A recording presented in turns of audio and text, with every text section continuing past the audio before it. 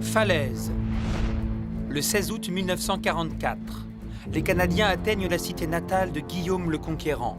À l'intérieur, 1000 hommes et la 12e division SS. Des affrontements intenses éclatent aux abords de la ville et dans son enceinte. Pendant ce temps, d'autres unités alliées encerclent de plus en plus vite les Allemands.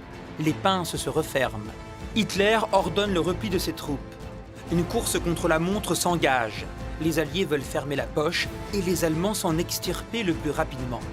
Le 18 août 1944, la libération de Falaise est acquise, mais rien n'est joué. Le même jour, les Canadiens s'emparent de trains et s'avancent en direction de Saint-Lambert-sur-Dive. Les Américains, eux, font route vers Chambois. Le 19 août, les Allemands sont cernés. La poche semble close, mais il reste à peine 3 km à l'ennemi pour assurer son retrait. Ce court espace sera surnommé le couloir de la mort.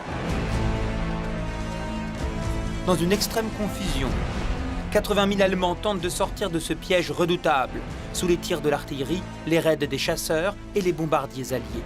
Le 20 août, des combats ont lieu ici et là dans tout le secteur.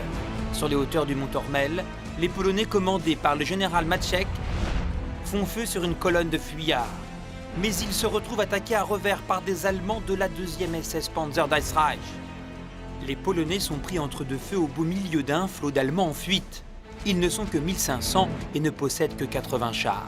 Les munitions manquent, plus de 300 blessés sont étendus. Mais les Polonais tiennent bon. Le 21 août, les derniers Allemands parviennent à s'échapper. Le 22 août 1944, la bataille est terminée. 45 000 Allemands ont réussi à sortir de cet étau.